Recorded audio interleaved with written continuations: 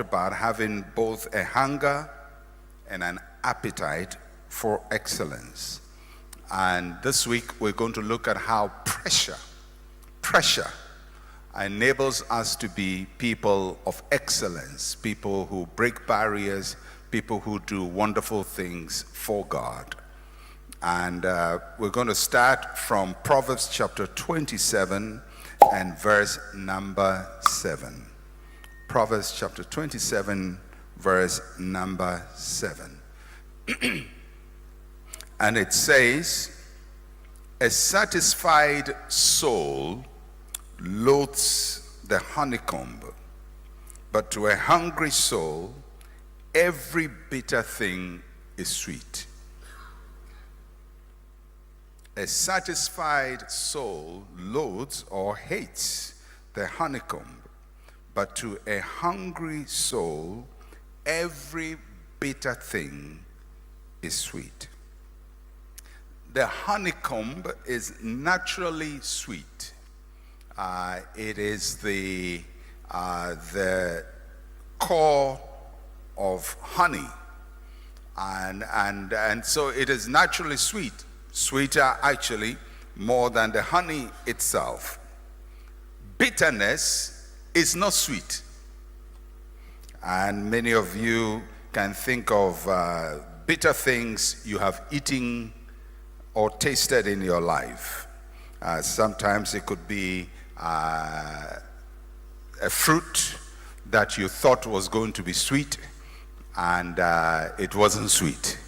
It could be an unripe fruit, an unripe pineapple, an unripe mango, an unripe lemon. Lemon itself is not sweet, but if it's unripe, it's worse.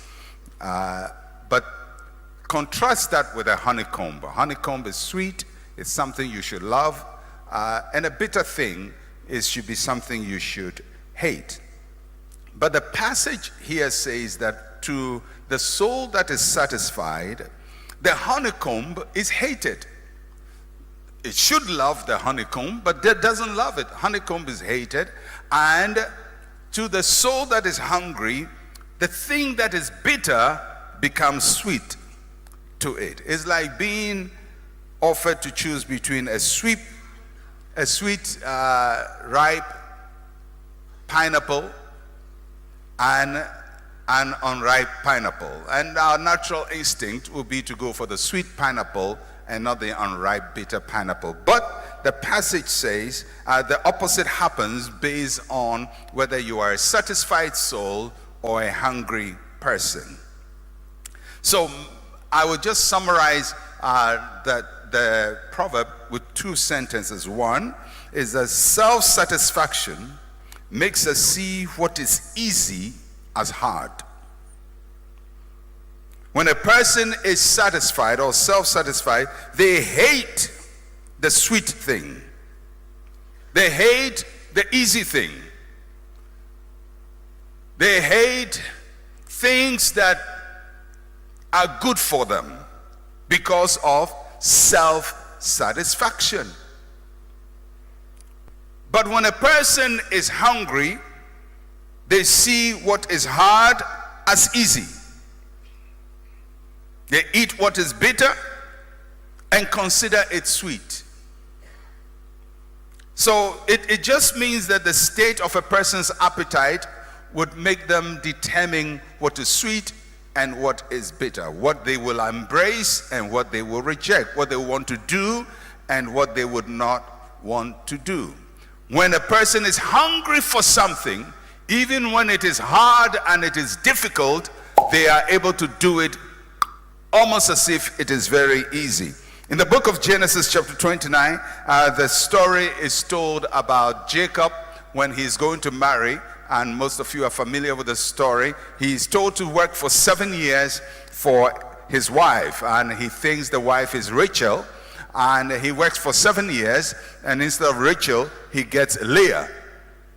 And the father gives him a long rounded story about giving their older daughter in marriage first. So he says, well, if you still want Rachel, then work another 7 years for Rachel. Now you have to understand that Jacob is madly in love with Rachel. And look at how the Bible describes how Jacob worked. In Genesis 29, verse 18 to 20, it says, "Now Jacob loved Rachel. So he said, I will serve you 7 years for Rachel, your younger daughter. And Laban said, it is better that I give her to you than that I should give her to another man. Stay with me." Now verse 20, very interesting. Jacob served 7 years for Rachel, and they seemed only a few days to him because of the love he had for her.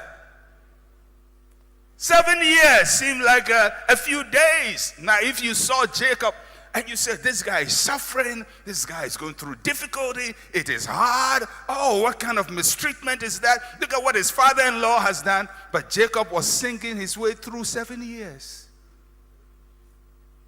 It was easy for him, not because the work was easy, but because of the hunger of his soul. He wanted that girl real bad.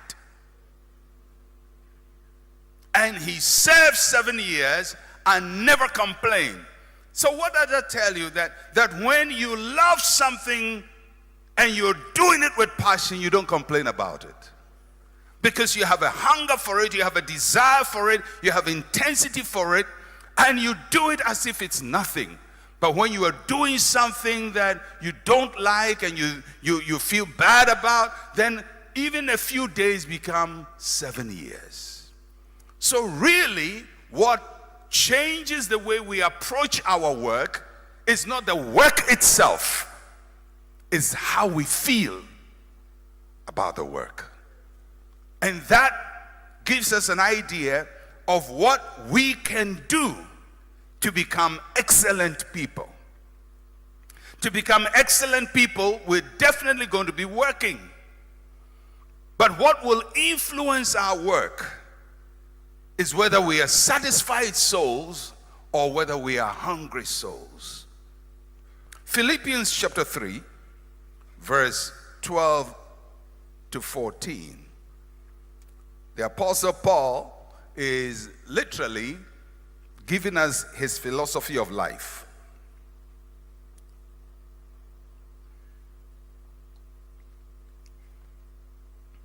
Paul, who was not there when Jesus was ministering. Paul, who is a latecomer, overtakes the rest of the apostles, plants more churches than all of them, teaches more doctrine than all of them. He writes 2/3 of the New Testament, almost all the epistles in the New Testament. The doctrine of the New Testament is taught by Paul. How come a man who is a latecomer manages to become such an influential leader? Why was he not intimidated by the people he came to meet? Peter, James, John, Bartholomew, all these guys with very fanciful names. How come he's able to bypass all of them and become such a great influence? And Paul is telling us his philosophy, his life philosophy, how he saw life, how he viewed life. In Philippians chapter 3, verse 12 to 14. And this is what Paul says. Not that I have already attained or am already perfected, but I press on, that I may lay hold of that for which Christ Jesus also laid hold of me. Brethren, I do not count myself to have apprehended, but one thing I do, forgetting those things which are behind and reaching forward to those things that are ahead, I press toward the goal for the prize of the upward call of God in Christ Jesus. Twice in this passage, the Apostle Paul uses the word press. Everybody say press. In verse 12, he says, I press on. In verse 14, he says, I press toward. Everybody say press. It's a very interesting word. It is out of the word press that we get our word pressure. Pressure is pressing. In both instances, in the lemma of the Greek, the word used is deoko. Deoko. And it means to press, to pursue, and interestingly, to persecute. To press, to pursue, to persecute. So when Paul says, I press on, he's saying almost, I persecute myself. The word used there means to suffer hardship under intense pressure. So when Paul says, I press on, he's not talking about something easy that he does. He's literally saying, I suffer hardship under intense pressure in order to move forward. I suffer hardship under intense pressure in order to move forward. Paul's life was driven by pressure. In other words, Paul is saying, I persecute myself in order to move on. Pressure is a very powerful force. Without it, there is no movement. And those who hate pressure make very little movement in life. Because pressure moves us out of inertia. I wasn't a particularly good science student. I didn't like science. The science subjects I liked was biology because it was easy to understand. The one I hated most was chemistry because it was just a confusing concept of things that change here, and you borrow one atom there and add it to another atom and one molecule here. I said, why are they borrowing all these things? What's happening? But biology was easy, to understand how the body functions. Physics was not too bad because there was a practical aspect of it. And with all my lack of knowledge of science, I remember Newton's first law of motion. How many of you remember Newton's first law of motion? We had to memorize it almost by heart. And basically, it says that in a state of inertia, an object is going to remain in the same place or continue or remain in the same pace of velocity unless force is exerted on it. Is that not so? Yeah. Clap for me. This is a pure art student trying to think in science. So basically, what Newton's law of motion, now you know that motion has to do with movement. Newton is saying that in a state of inertia, in a state of nothing happening, a thing will remain where it is. Or if it is moving, it will move at the same pace. In Fanti, we say, wah. He will move at the same pace. Unless pressure or force is applied.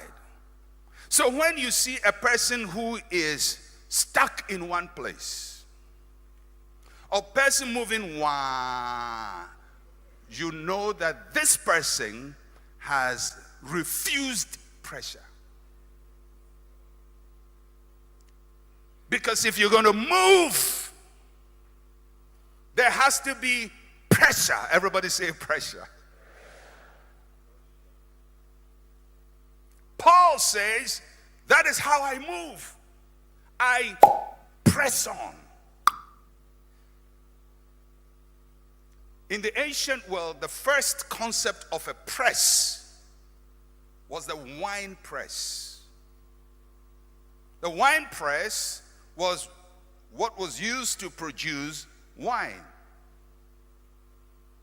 And what did the wine press do? The wine press would take grapes and they had a system that continued to apply pressure. And what the wine press would do is that it would squeeze and squeeze and squeeze and squeeze the grapes until water came out of it. They apply the same for the olive press to create olive oil. They squeeze the fruit. In fact, it was the same mechanism that was later used by Gutenberg to make the printing press. That's why it was called the press, because it was pressing letters on paper. Press. Pressure.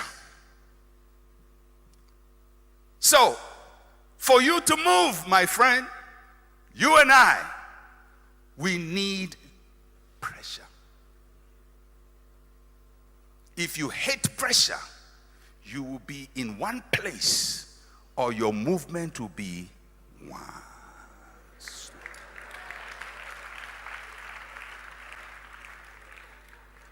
So Paul says, I press on. And even when I have achieved something, I put myself under pressure to move again. Because movement is a product of pressure. And excellence is a product of pressure. Without pressure, you're going to remain where you are. Without pressure, you will never move. Life has within it what I call points of resistance. And without pressure, you can never move past them. One of the most precious objects or substances in our world is a diamond. Both in its raw state and in its polished state. Diamonds occur under extreme pressure of temperature and atmospheric pressure. Without pressure, diamonds cannot be produced. And diamonds are cut under extreme pressure. So both for the making of the diamond and the polishing of the diamond, extreme pressure is required. If you hate pressure, your life will be stuck. If pressure makes you have headaches, you can't handle it, then you can't move.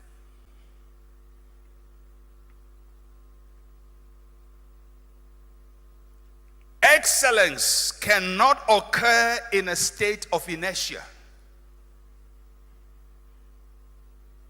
So the question I want to ask you this morning is, how well do you function under pressure? Do you run from responsibility when pressure increases? And do you fight those who apply pressure on you for you to perform? Many of the world's inventions were created under pressure. Nations and cultures that avoid pressure remain the same or move very slowly.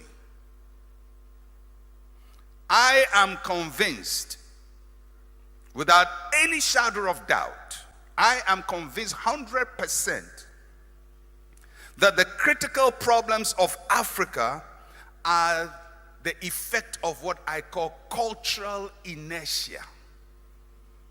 That is culture that is in one place and is resistant to change.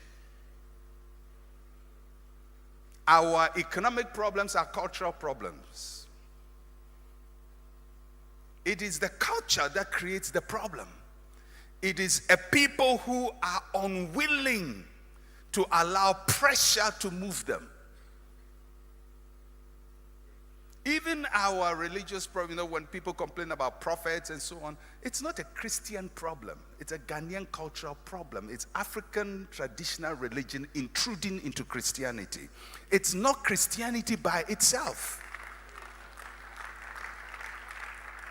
There is something about us that is resistant to change.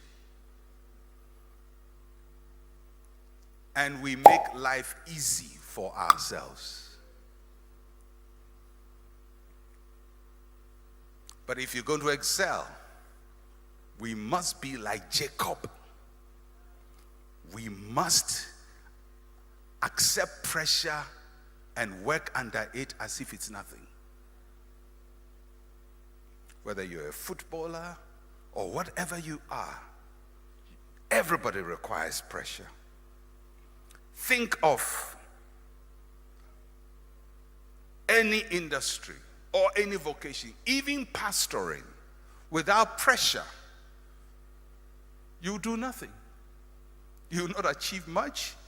If a church is meeting in a small classroom and nobody puts pressure on them, in the classroom, the headmaster loves them and gives them all the access they would like, and they do decorate the classroom, paint it nice, but they will stay in a classroom. But the day they get pressure to move, they will build.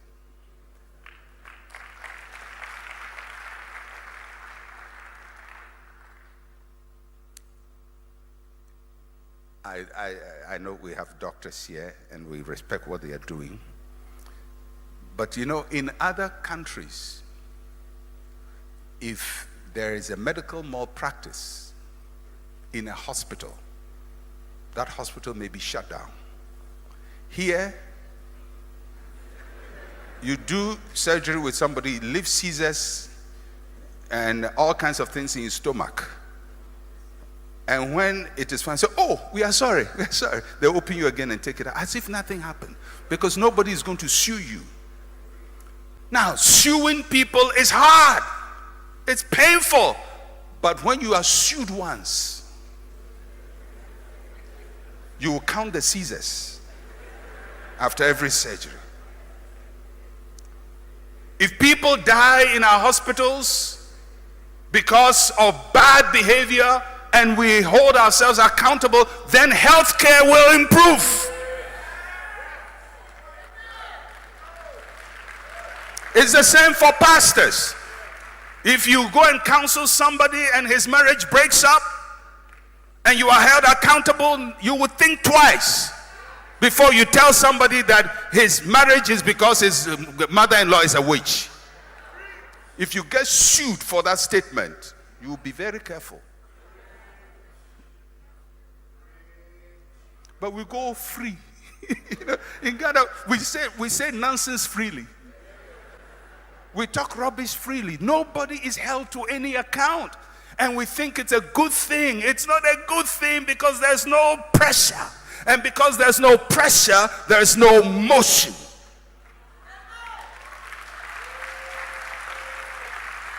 Whether in law, in manufacturing, in entertainment, if people laugh at your unfunny jokes, you will never improve your jokes. Why do you think? Why do you think that our movie industry is not changing? Sometimes I watch Hollywood movies that were made in the 1930s or 1950s or 1960s. I mean, if you watch Judah Ben-Hur or you watch Sound of Music made in the 60s, or you watch even some of the old what they call spaghetti westerns, with John Wayne and those, and you look at the structure of the movies, it's still way ahead of us now.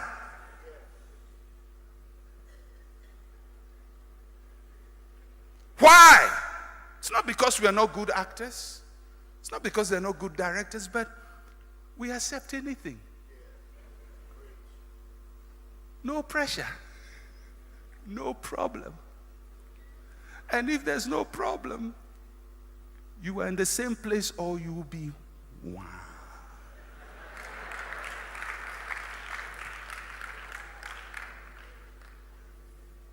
Now, Now, normally when people put us under pressure, we hate them. But do you know that when you grow in life, the people you appreciate most are the ones who put you under pressure? The teachers you love most are those who drilled those physics laws into you and put you under pressure. The coach who put you under pressure. But the ones you loved in school, who made you have your own way, later on you grow up and realize they were your worst enemies. But at a point they seem to be your best friends. Nobody likes pressure. I don't like it. You don't like it. But we have to embrace it in order to have motion.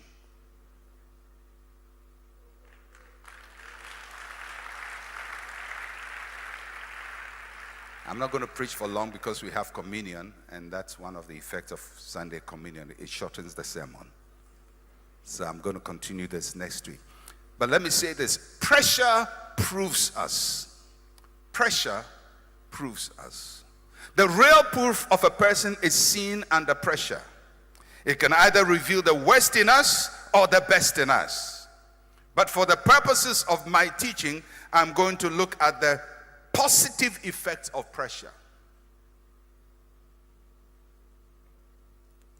Pressure proves us. How does it do that? Pressure shows what is within us. Pressure shows what is within us. Like a tea bag in hot water, pressure reveals what is hidden inside us. When you put a tea bag in hot water, it is under pressure for its flavors to be diffused. Without pressure, nobody benefits from what is within it. I'm yet to see anybody who takes a tea bag and puts it in their mouth to eat or drink. But hot water will bring the best out of your tea. That hot water is pressure. Anyone who has dug a borehole for water experiences how pressure enables us to find water beneath dry earth. I didn't know I would be a preacher, or I could even speak publicly, until I was put under pressure. I'm naturally a very reserved person, very quiet, and nothing in me, in my natural state, shows that I can speak publicly. Nothing in my natural state. Until one day I went to a Christian fellowship, and the leader, God bless him, put me under pressure and just announced publicly to everybody, next week Brother Mensa will share something with us, and he's going to. And it's almost as if the whole earth opened. My whole world, as I knew, with the comfort, the security of just being an observer of other people and admirer of other people, all vanished. All of a sudden, I'm supposed to stand in front of people and tell them something. And what if I make a fool of myself? But it was that pressure that made me know for the first time in my life ever that I could speak. What if that man had not put me under pressure? In fact, that whole week before the meeting, I was praying. Either the rapture will come, something, Lord, change this. But God never changed it. Thank God for prayers He doesn't answer. And the week came, and I stood up to talk, and I shut my eyes and spoke and sat down and felt the most horrible in my life, because I just felt, now everybody knows he's not just quiet, he's just foolish. That's why he's quiet. He has nothing to say. Look, all kinds of thoughts were going through my mind, until after the meeting, people came to shake my hand. They said, we didn't know you could speak that well. We didn't know you could. And I said, wow, I didn't know myself. But what brought it out? Pressure.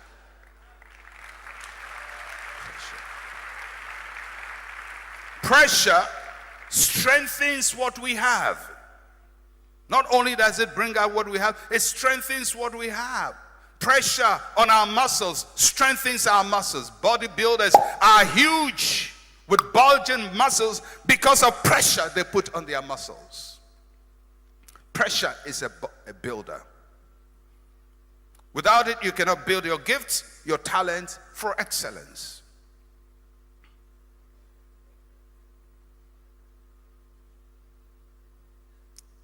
Pressure sharpens what we are doing. It sharpens you. It gives you a cutting edge. It refines gold. It sharpens knives. It helps us add value to our work. Without pressure, we'll satisfy ourselves with mediocre exploits and clap for ourselves. Be impressed with ourselves. Like we say in Ghana, we are the most hospitable people. You know, we just like to feel clap for ourselves. We are not hospitable, my friend. We are not hospitable one bit. We are not. Much of the hospitality is seeking for things. When we smile, we are smiling in anticipation. It's not that the person is nice and he's just smiling. No, he's smiling that you tip him. That's not hospitality, that's manipulation. If we were hospitable, why do we just treat each other so badly? You go to a shop, they are insulting you. You go to the market, everybody is insulting. Is that hospitality? Please don't say we are the most hospitable people. No, we are not. We are not. We have to learn hospitality. It's not our culture, please. Whoever told us that is lying to us. Pressure stretches what we can do. It stretches what we can do. It enables us to turn something from one state to the other. Pressure changes water from liquid to gas. It blends foods, solid foods, into liquid foods. Pressure stretches what you can do.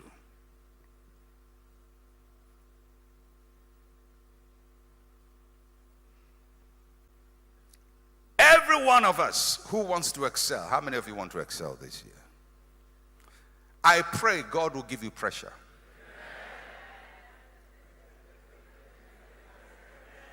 I love this church.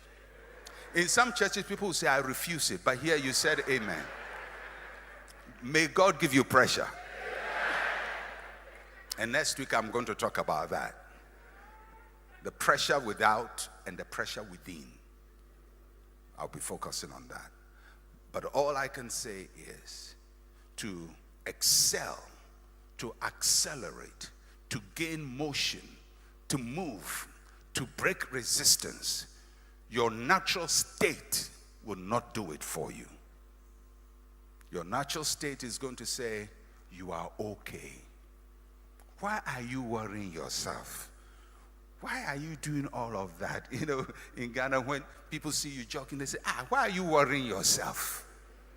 Are you going to compete in an Olympics? No. Then why are you running every day?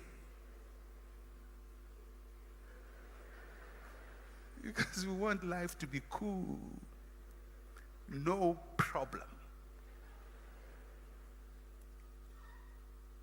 But for everything you want to achieve, and especially if you want to excel, Paul says, I put myself under intense pressure to do that. I press on. I press towards it. And this year, we are going to press. Somebody say, I'm going to press. Yes. And one of the things you're going to love is pressure. You will not insult people who do put you under pressure. You will not be angry with them. You will not hate them. You will embrace them and thank them for pressure, because they are your best friends. For a moment, you may not see their value, but when they have purified the diamond in you and you are sparkling for the world to see, you go back and say, had this person not put this pressure on me, I would never have arrived at this point.